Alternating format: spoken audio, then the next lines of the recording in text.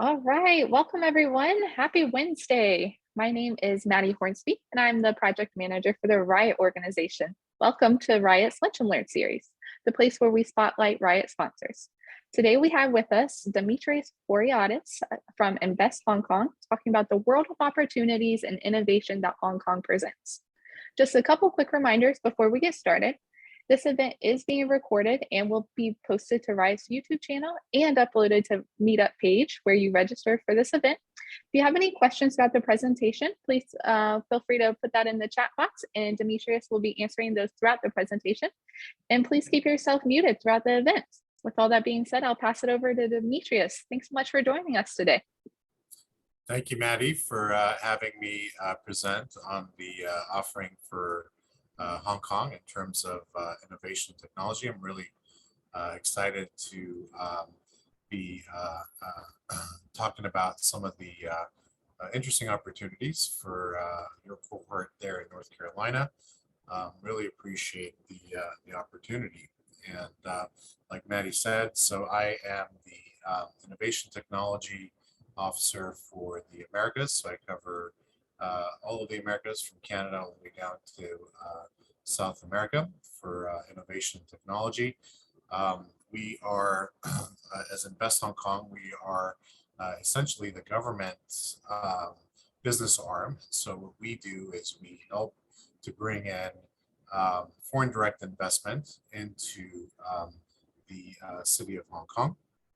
And the way that we work is that we work with foreign companies in their own local markets as they're expanding, and it's usually companies that have done quite well in their local market and now are looking into new markets to be able to expand their offering and essentially expand their market opportunities. And what we look to do is to strengthen Hong Kong's status as a leading international business location in Asia. And our mission is to really attract foreign direct investment, both from mainland China, but also from overseas, both on the small to medium-sized enterprises, but also multinationals that are looking to expand their presence in that part of the hemisphere. And so in order to do that, we offer free and confidential business advice, and it goes anything from legal to accounting, understanding the tax system and credits, as well as tapping into some of the government grants and incentives that exist in Hong Kong to be able to expand into Asia quickly, efficiently, and hopefully with best productivity. And so going on in terms of what Hong Kong has to offer and why a company would even consider Hong Kong as a potential base for Asia. Obviously, there's a lot of choices out there when expanding into Asia, but for again Western companies, we believe that Hong Kong really has a strong offering because it's a multicultural city, it's an international city, it's very cosmopolitan, but most importantly, it's where East meets West. Obviously being an ex-British colony and being a finance and business hub for over 150 years, it's really developed into a melting pot of different cultures. So, although we're a city of 7.4 million people, which is not a huge market, we are part of China, and so we're a special administration region of China, which makes it even more interesting because as a foreign company, you can enjoy many of the things that you are used to, whether you're coming from the US or Europe, but you can do that in an environment where there's a lot of rich opportunities for new business development.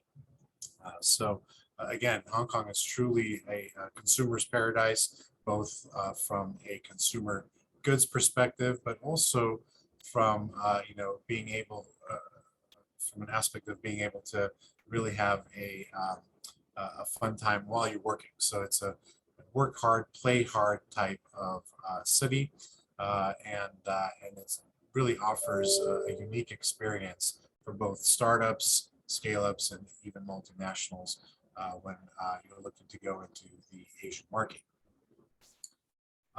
And just some interesting facts about Hong Kong in terms of foreign direct investment and international business as it relates to some of the startup activity within the city. So you'll find that there's north of 9,000 foreign companies in Hong Kong currently. Many of those are coming from mainland China, but the third biggest investor still is the US, followed fourth by the UK. And although many times, Singapore, we may directly be competing for foreign direct investment, what you see here is that Singapore is actually the fourth biggest investor in Hong Kong as well. So, essentially, it's one of these places that, while you may have a presence in Singapore, you may even have a presence on the mainland of China or even Japan, Hong Kong still has a unique offering, and many companies still choose to have some sort of presence there, even if they have, second and third offices somewhere else in Asia as well. And so in terms of number of regional headquarters, we're north of 1,500, and the foreign direct investment that goes into Hong Kong creates roughly about 500,000 jobs in our city. And so what makes it such a great location? We believe there's four main, critical pieces that Hong Kong offers that makes it a very attractive place for businesses when they're looking to locate part of their operations into that into the Asian hemisphere. So obviously the geographic location is quite unique, and I'll go into a little bit more about that on the next slide. But it's also a unique gateway into a region of China proper that is really taking off, and it's really expanding. It's known as the Greater Bay Area, and the Greater Bay Area in terms of business opportunity is really well placed because it has a very critical mass of both economic prosperity, so in terms of GDP, but also in terms of population. So not only does it offer a business opportunity to sell into, but it also offers an opportunity in terms of talent to be able to recruit, which is especially important for innovation technology type of companies that are looking to both develop products, but also stay ahead of the innovation that is happening as well. Hong Kong has also been traditionally known as a tax haven, so has a very simple tax system and a very favorable tax system for corporations. And then, of course, it's quickly becoming Asia's new INT hub. So the government is very supportive of making Hong Kong an innovation technology hub, and that is both on the Hong Kong side, so the Special Administration Government of Hong Kong, as well as the Mainland Chinese government. So we have both aspects of government within Hong Kong and Mainland China being very supportive of the INT sector in Hong Kong. Going back to Hong Kong's placement within the region, it's quite unique in the fact that it's about 5 hours away from half of the world's population, and most of Asia's key markets are within a 4-hour flight time. Hong Kong is also an innovation aviation hub, so that makes it very easy to travel into multiple different areas of Asia. There's around 120 airlines that are operating flights to around 220 different destinations worldwide. And again, including over 50 mainland Chinese cities. So it's very well placed, even though it enjoys many of the Western business infrastructure to deal with most of the mainland Chinese cities that may be main and predominant markets for both American and European companies. So in terms of innovation and technology, I'm sorry, did somebody have a question? I heard somebody speak up. Oh, I think that was just a mistake by accident. Okay, very good. Sorry about that. Yep. And so in terms of the government support for the innovation and technology sector, what you'll find is that there's four major verticals that we've really decided to focus on in terms of innovation and technology as the Hong Kong government. And one of those is biomedicine and healthy aging. Hong Kong is obviously a very mature market, and with those mature markets, you have people living longer, so you have an aging population that is increasing rapidly, and so being able to care for that population has become extremely important. So anything from pharmaceuticals to new medical devices to biotechnology to even home healthcare type of technologies that allow the elderly to live a more fulfilling life at home has become quite important, and there's a lot of support both financially and within the government to really kind of push that sector forward. So any sort of new innovations are really welcome. On the other side is the AI and robotics.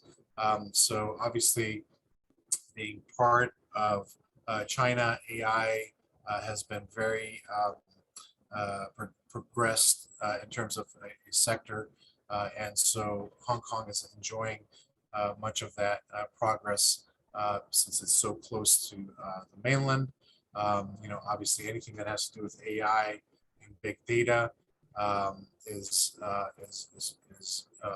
very sought after, and so there's quite a bit of resources that are able to go into that, as well as enterprise solutions. So Hong Kong being a business base, many of the conglomerates have some form of presence in Hong Kong, and so for enterprise solution type of companies, this is also a very lucrative place to do business from, because being a small in terms of land mass city, but quite heavily populated, not only with people but also with major companies, both coming from China but also coming from the West. It's a very easy place for enterprise solution companies to do business and really kind of focus on the sales and service side of their operations.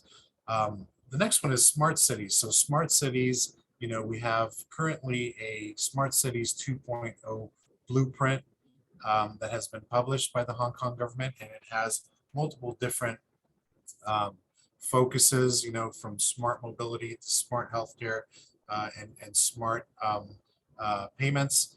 So there's, again, a lot of incentives that we're happy to share with our participants today to see where you might fit in. And these are incentives that are constantly opening up new programs, and so it'll get rolled out over time within the next 12 to 24 months in terms of different opportunities. So if there's not a clear and direct opportunity within our Smart City Blueprint program now, it'll certainly probably come up in terms of anything that has to do with green technology, since we've committed to being a carbon neutral city in a few years, and all the way to any form of data center and cloud computing type of technology.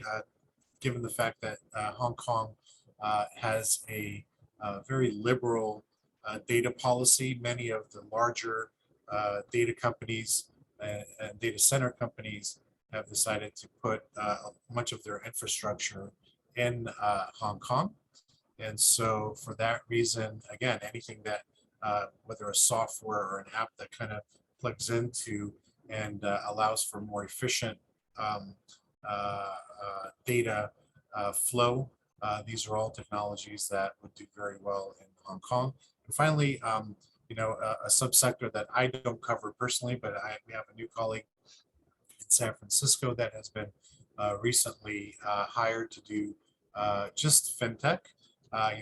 Hong Kong being a financial hub for so long, it makes sense that fintech would be probably one of the most successful startup ecosystems in Hong Kong. So anything that has to do with regtech or wealth tech or insurtech, those are all very prominent within the ecosystem of Hong Kong and very well supported, and not only well supported in terms of development, but also there's a huge market there. So even though we may not be huge by population, but in terms of the number of companies that are doing business out of Hong Kong is quite substantial. And so for any fintech company, that market I would think would be a primary market for them to go into. And so just going back a little bit on what makes it a great environment for businesses. What you'll see here is that the corporate rate is probably the most aggressive within Asia. So 16.5% on the first 2 million Hong Kong dollars of profit that you make in Hong Kong will be taxed at 8.25%, and then anything over the 2 million mark will be at 16.5. So when you compare it to many times we kind of get a question of, well, given that Hong Kong is now getting more and more incorporated into mainland China, is there still any of the benefits to incorporating in Hong Kong versus going straight into one of the major mainland Chinese cities? And I think this slide really kind of speaks to that there's obviously a very important point to consider when you're looking to go into China, and that is, of course, what the tax rate that you'll be taxed when coming in. So in terms of tax rate, you see China is 25%, whereas on the personal tax rate for Singapore and China, you can go up to 45% versus Hong Kong at 15%. And then there's no VAT tax in Hong Kong, which is not the same for Singapore and China. Of course, there's no capital gain tax in Hong Kong either, no withholding tax on investments, no estate duty tax, no global taxation. And for those that like wine, there's no wine duty tax either. So that's always nice as well. And so going back to the Greater Bay Area, again, we can see from the map here where Hong Kong is placed. We're right across the Delta, and our sister city is Shenzhen. Shenzhen is obviously the Silicon Valley of China, and so coming into Hong Kong, you get that benefit of being so close to a city that is really driving innovation technology, both within ICT and the INT sector, right across the way. We also have the Hong Kong Science Technology Park, which is located in the new territories in Hong Kong proper.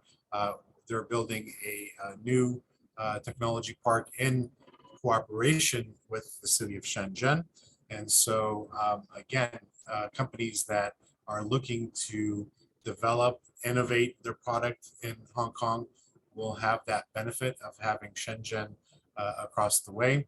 We'll talk about a little bit of the labor schemes that Hong Kong has currently, as well as schemes to be able to attract talent to Hong Kong. But of course, Shenzhen will serve as a base for that talent attraction. But you can see here, just from three main points. The population is 71 million. So although Hong Kong may be smaller in size in terms of population, when you look at it in total in terms of the Greater Bay Area, which it's part of, you'll find that it's a considerable population. So if you're a direct-to-consumer type of technology company, that's going to be a very significant opportunity for you to sell into. In terms of land area, it's quite small, so it's the size of Ireland or Panama. So again, very compact in terms of being able to navigate it. But then the GDP we see is it's at 1.6 trillion, which is again the size of the economy of Australia or Spain. So this GBA we think will be very important in terms of driving foreign direct investment, especially from the Americas and Europe, because it has such a concentrated opportunity to sell into. And so, Dimitris, we actually have a question from the audience real quick. yes. So Sherry would like to know, what do you mean by proper when you say Hong Kong proper? Yes, so when I say Hong Kong proper, it just means that it's the special administration region. So obviously we are part of China. And so being part of China, we have certain access to those markets, but being a special administration region, which Hong Kong is, we have our own laws in terms of how we govern and how we do business. So we're still under common law, whereas the mainland Chinese are under Chinese civil law. And so to that effect, why that's important is that many of the mainland Chinese companies, when they're doing business with either Hong Kong companies or Western companies, will decide that they want to actually do their contracts and negotiate their business contracts under Hong Kong law, which is separate from mainland Chinese law. And that's because over the years, being that it's been a business hub and a finance hub, it's really developed the arbitration arm of their legal services to really kind of be a destination for companies that, if you unfortunately need to be going through arbitration, this is one of the best places that you would want to do that in. Hopefully that kind of explains why I'm saying Hong Kong proper, which means that it's just a special administration region of Hong Kong, and that there is that difference in terms of how they govern themselves. Thanks, Dimitris. And follow-up question from Sherry. She wants to know, is common law the Hong Kong law or China law? Hong Kong common law is the Hong Kong law, and then China law, they have their own civil law that they follow. So for Western companies, it'll be a very familiar way to do business in Hong Kong. And so again, I think this is why it's such an interesting offering to be able to kind of do business as a Western company under the same legal structure that you have been used to, in whether you're coming from the States or coming from the UK or coming from Canada, versus having to deal with completely new, administrations going straight into China. Obviously, some companies choose to do that, but we believe that's one of our competitive advantages when comparing us to the mainland Chinese cities as well. And so moving on in terms, yep, Maddie, did you have another question or? We're good for now, Dimitris, Okay, but thank you. fantastic. Very good. And thank you for the questions. Please feel free to write them in, and we'd like to take them as they come. So feel free to keep asking questions. And so moving on to the next slide, it's a little bit more on the startup side of the Hong Kong offering. And so, traditionally, Hong Kong has not necessarily been known as the innovation hub or the startup hub of Asia. We're obviously a mature economy, most of the success economically has been based on being a business hub and being a finance center. But as I discussed before, we were really kind of reaching a nice critical mass of companies that are both being homegrown, starting in Hong Kong, but also being, imported. So in terms of foreign direct investment. So in the last few years, you see that startups have skyrocketed from 2017 to 2019. There's been a 43% increase in the number of startups. And that is also followed by, people willing to work for these startups. So you'll see that the number of staff employed is over 97% increase, again, from 2017 to 2019. And we believe that that's because it's a very welcoming community of startups. I think the business person in Hong Kong is very open and very outwardly focused. So again, it makes it very easy for startups to either spin out of universities or even just get started from concept stage, and even from foreign direct investment startups wanting to start their companies in Hong Kong because of the opportunity and the welcoming environment. And so this next slide, we'll see that some of the vital steps that the Hong Kong government is focused in on and trying to provide value for the business person as well as the startup and the investor that is investing in that company. And so in terms of setup, we've waived the business registration fees, which makes it easy for companies to start. We have several incubation programs, both on the government side, but then also privately as well. We also have corporate venture funds through the Science and Technology Park, which I'll discuss in a little bit.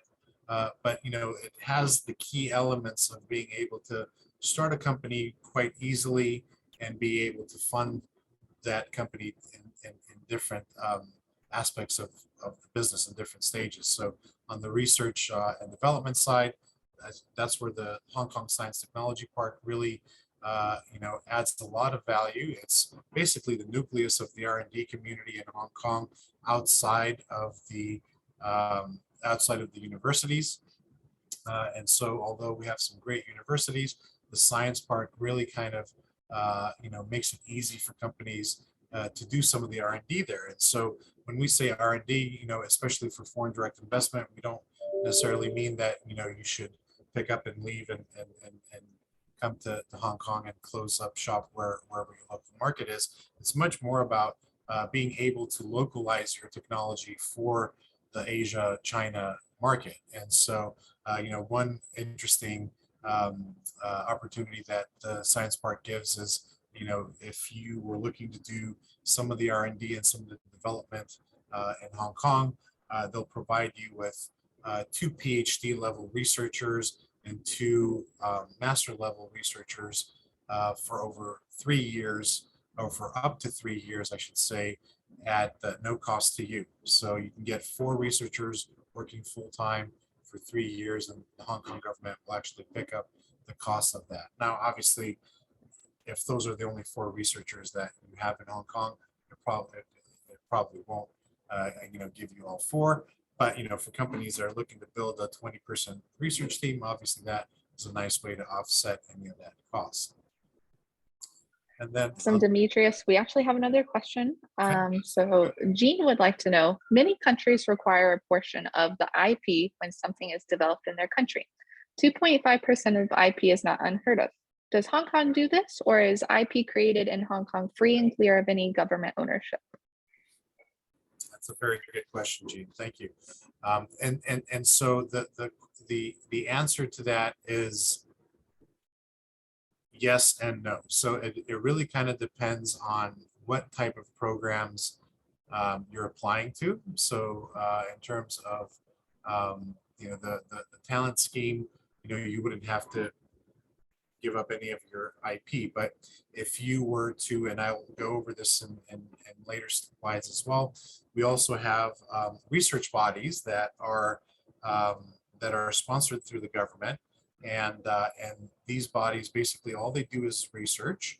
And so let's say for a company that's coming from North Carolina, let's say they have a project that they want to do some of the research in Hong Kong, and say there's a $10 million cost to that project.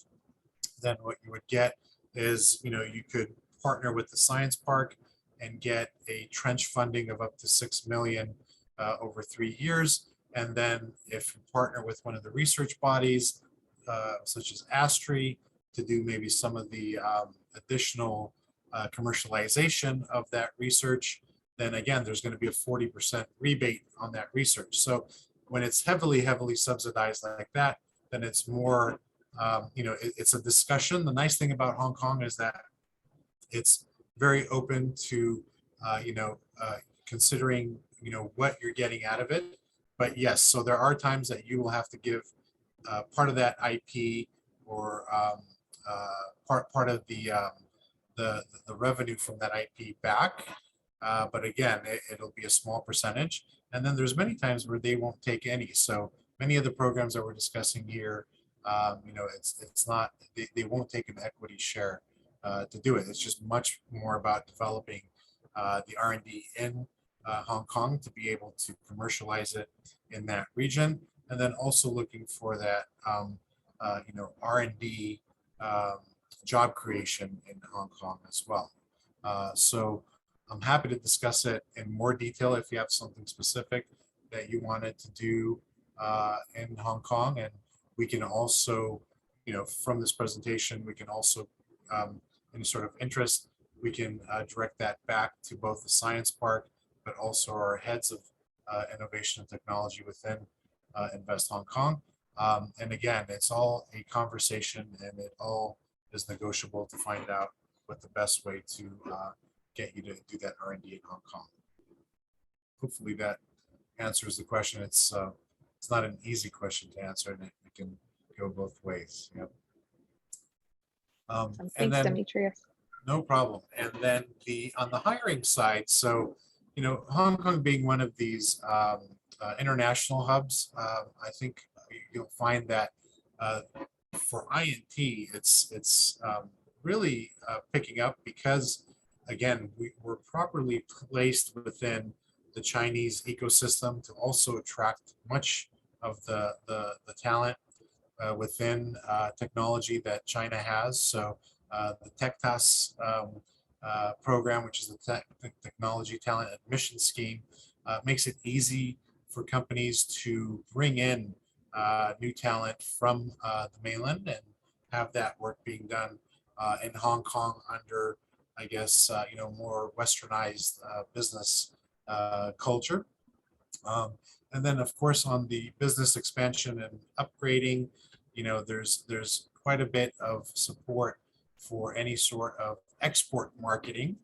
So from Hong Kong, once you kind of developed your offering, being able to export that's something that the Hong Kong Special Administration Region is also quite keen to help companies do that in. And of course, I skipped over business development, but the business development side is more on the funding side.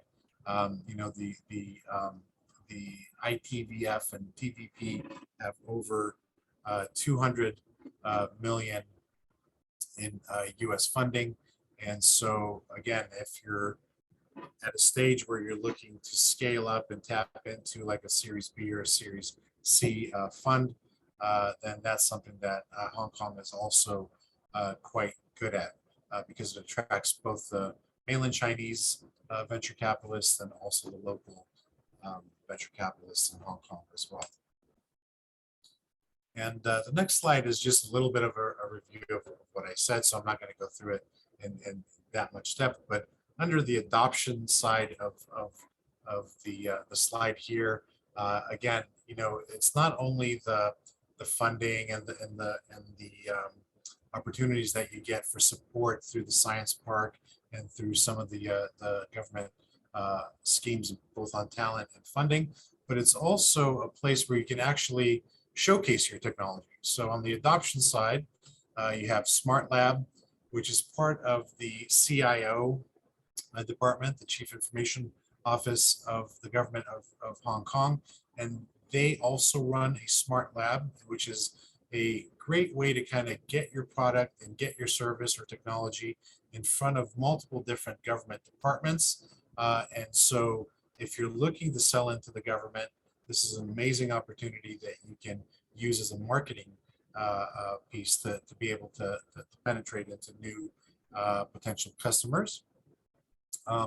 And I'll just leave it there.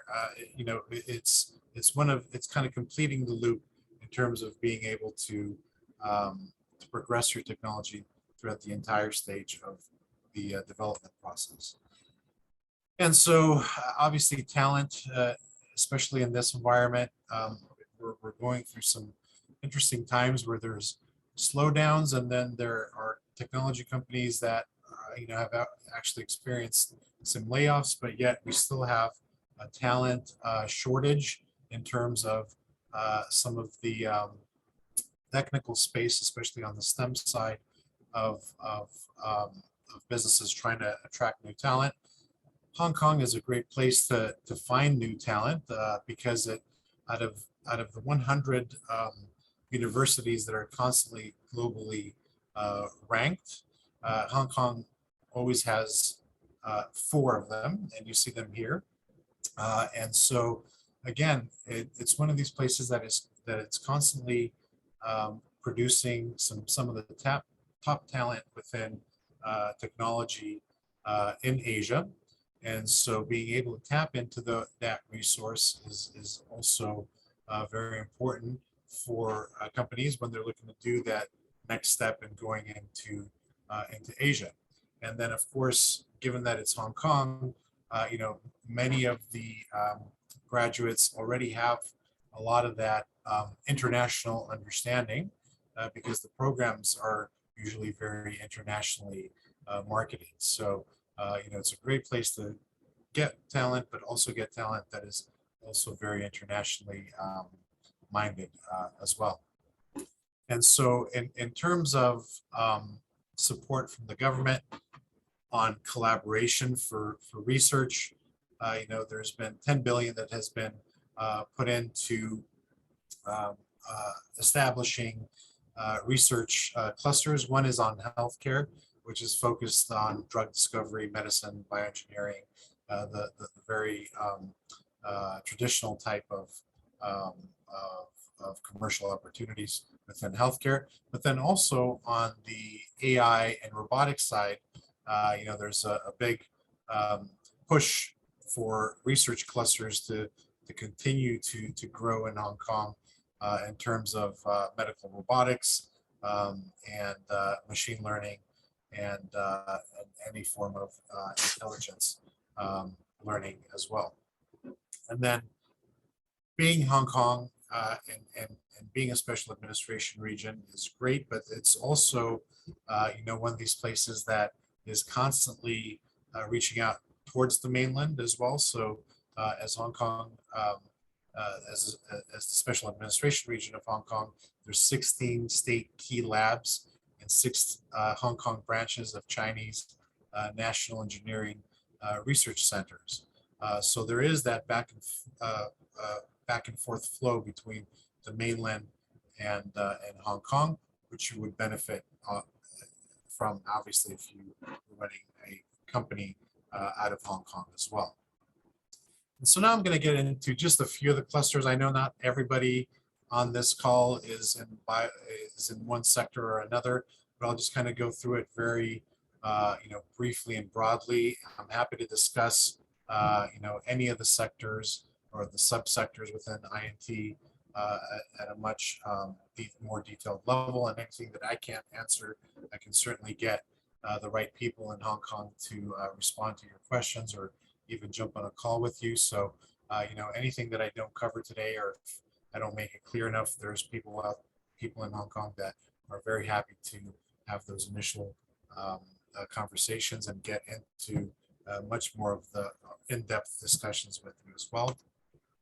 So, I think one of the bigger key points and offerings that Hong Kong has on the biomedical side is that they actually have a pre-revenue chapter for biotech companies that are looking to go public. And so in 2019, they had over 23 biotech companies that were listed and raised over $67 billion. The Hong Kong Stock Exchange is constantly ranked either number one or I'm sorry, number two or number three, usually behind the London Stock Exchange. The New York Stock Exchange is always number one. But in terms of IPO fundraising, it's quite strong and punches way above its weight in terms of being a smaller city in terms of Hong Kong. So that's a pretty unique offering, and it's very aggressive in terms of trying to bring in new IPOs, and then the appetite has been there. Obviously, there's been a shift in capital markets in the last few weeks, and so that may affect future performance, but we don't think that it'll fall anything below 3 in terms of rankings globally. So quite a strong presence there. Within the medical sector, all the major pharmaceutical companies and medical device companies have established their presence in Hong Kong. Much of it has to do with the ability to do clinical trials in Hong Kong, especially in the first few phases. So phase 1, phase 2 clinical trials. Hong Kong has a very strong offering. Obviously, once you get into phase 3 clinical trials, you need a much bigger sample size. So we might not have the population for huge trials, but for the first couple of phases in terms of clinical trials, Hong Kong has a very strong offering. One, because it has 30 years of medical records for all the Chinese population in Hong Kong, and and any sort of data that a medical device or pharmaceutical company or biotech company gets from the Hong Kong Chinese population, they can use that data to go through the regulation in mainland China, but also use that data to go through the FDA here as well. So it's quite a unique offering for any sort of healthcare and medical device companies. This slide just kind of reiterates some of the opportunities, such as the Health Inno Hong Kong, the GBA facilitation measures, which Hong Kong is part of, the biotech listing rules for the Hong Kong Stock Exchange. So, it has quite a few key points that it's able to really focus in on and help both US, European companies when they're looking to go into the Asian market. And of course, Hong Kong has a centralized system of healthcare. So the hospital authority oversees 42 public hospitals, and then there's also the 12 private hospitals. And even within the hospital authority, you find that they in addition also have an innovation arm, which you're able to tap into to kind of do a preliminary showcase of your product or service within 1 or 2 hospitals. And if the doctors are happy and they kind of take that technology and run with it, then you can kind of get it through the next, up to 42 public hospitals in Hong Kong as well. It has that value chain again for the biomedical sector. You kind of see it nicely here from, raising funds to having a very supportive government to having that, critical mass of talent that is needed when you're looking to do very technical type of research, the clinical trials that we discussed, as well as that global offering. So it's not just Hong Kong, but it's, Hong Kong is a global city, it's an international city. So being able to globalize quickly and scale internationally very quickly from Hong Kong is very possible, as well as being a very well developed R&D infrastructure there for companies that are looking to discover new medicines or come up with new diagnostics. These are the facilities that are provided by the science park in terms of companies looking to grow their business or develop or localize their technology. There's a lot of that support. Innovation Hub, Healthcare Devices Innovation Hub. One thing to remember is that in Hong Kong, for medical devices, the regulatory is optional. So, coming from a foreign market, you can go straight into commercialization and selling your product. And then again, that data can also be used in terms of regulation into China proper as well. So it's a very low barrier to entrance for medical device companies. On the AI robotics side, obviously being part of China, AI is very well developed in that region. We spoke about the AIR Innovation Hub, which is creating those research clusters. There's also some key focuses on AI robotics. One is obviously the medical side, which is the surgical side, but also on the construction side. So Hong Kong is one of these places that is constantly growing vertically. They're always growing up, so there's always construction. And within that sector, there's a lot of opportunity to really kind of put in new technologies that are either making it more efficient to keep track of plans and blueprints as they're constructing, all the way to being able to showcase your product through the Construction Industry Council. And so again, on the logistics side, we are an aviation hub, and so there's more cargo coming out of Hong Kong than any other Asian city, which makes it, again, a very lucrative subsector to go into as a technology company if you can, help out on the logistics side of things from our transportation sector. It's also a very lucrative opportunity. And Hong Kong is also a deep sea port, or has a deep sea port. So again, it's not only on the aviation side, but it's also on the maritime side that the opportunities exist.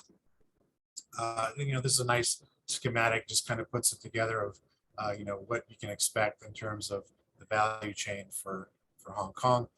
Again, all from the starting point, which is the product launch, to the R&D facilities as you're developing and innovating and making sure that you're localizing your technology. There's a cluster of government-sponsored organizations that are ready to help you do that. To again, a very transparent business environment. It also has a very vibrant stock exchange, to the to the talent pool that Hong Kong offers because of the world-renowned research institutions, and then again, the funding. There's quite a few opportunities, and there's funds of funds that are helping to bring in private investment, since Hong Kong is also, as the government, also investing in these technologies. And then of course, like I mentioned, there's the Greater Bay Area, and the opportunity to sell your product into a very concentrated population, making it very easy logistically to get into a lot of these companies.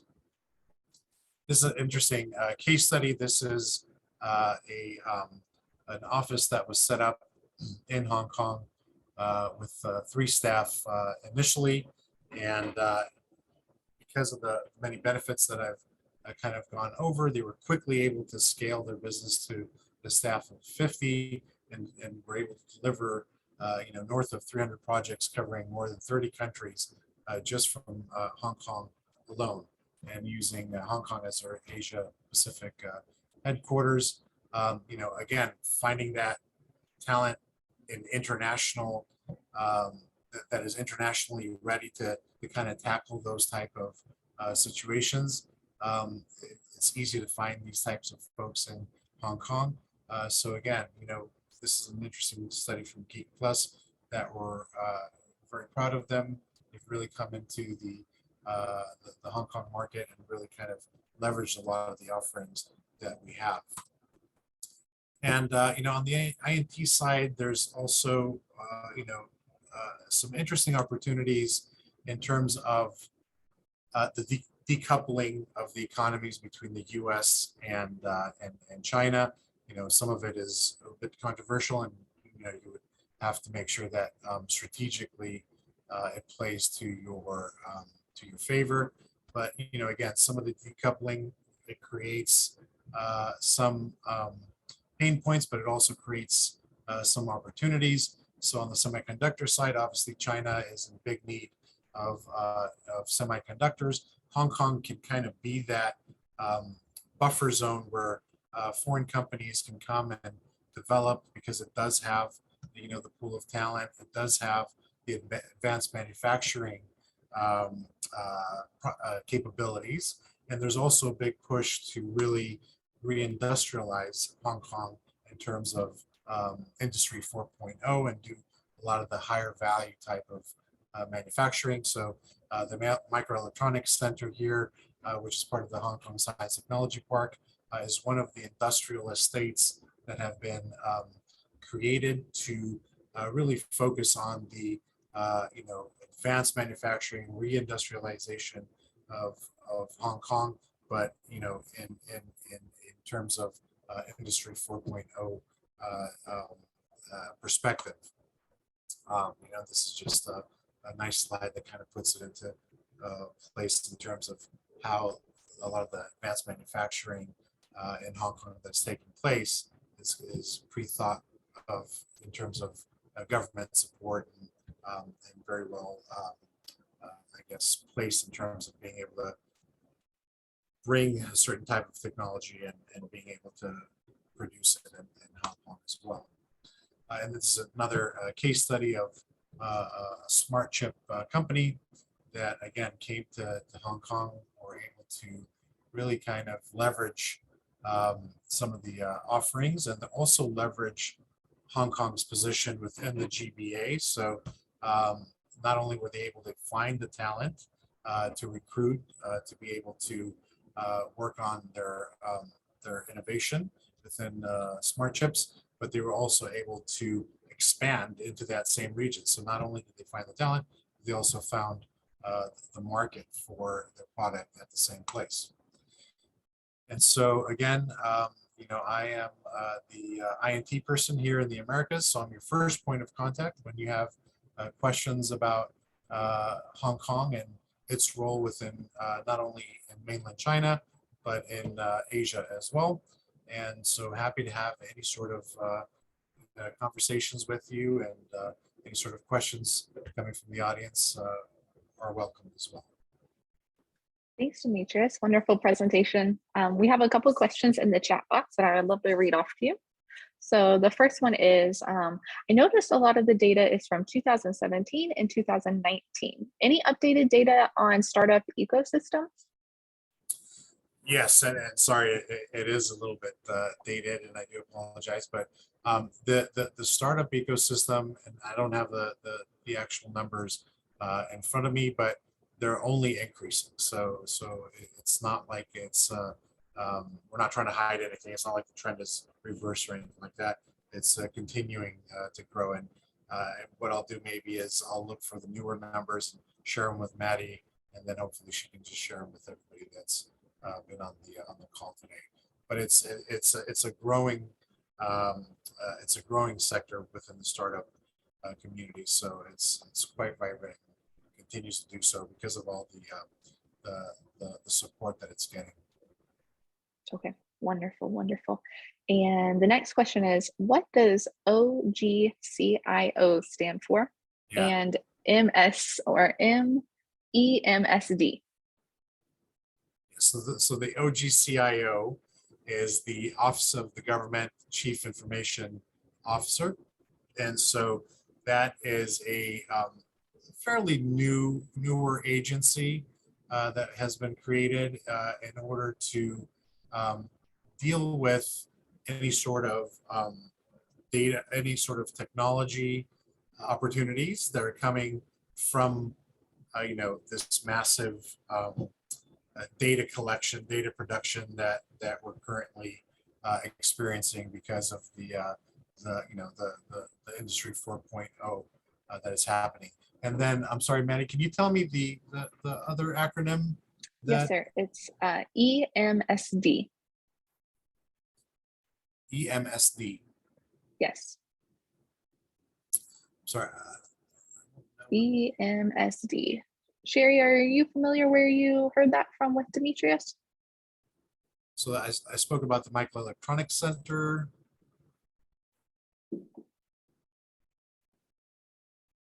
I don't. Stop me if she said it's on the same slide as the OGCIO. Oh, on the same slide as the OGCIO. Let's.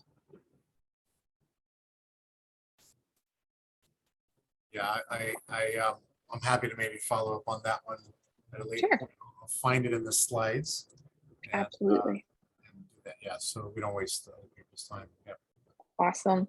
And then follow-up question from Sherry and Dimitris. I'm incredibly sorry. I'm going to butcher how she wants to pronounce this, but she wants to know, is Tsinghua University the same as Tsinghua University? Indeed, that's correct. It's just a different spelling in Hong Kong versus a different spelling. Wonderful. Great. Well, those are all the questions that I'm seeing in the chat at this time. And I know that you gave a slide on the best way for people to get in touch with you, Dimitris. Is it possible for you to share out the slide deck with the audience? Yes, I can reshare it with you, and then you can send it out to them. Okay. Well, that's really wonderful. Great. Well, just as a quick reminder, everyone, this whole entire Lunch and Learn will be uploaded to Riot's YouTube channel, where you are welcome to review it. But otherwise, I hope everyone has a great rest of your day. And thanks so much for your time, Dimitris. Really wonderful presentation. Thank you so much, Maddie, and thank you for everybody for joining. And I hope that we can continue the conversation offline as well. Yes, absolutely. Have a great rest of your day, everyone. Thank you.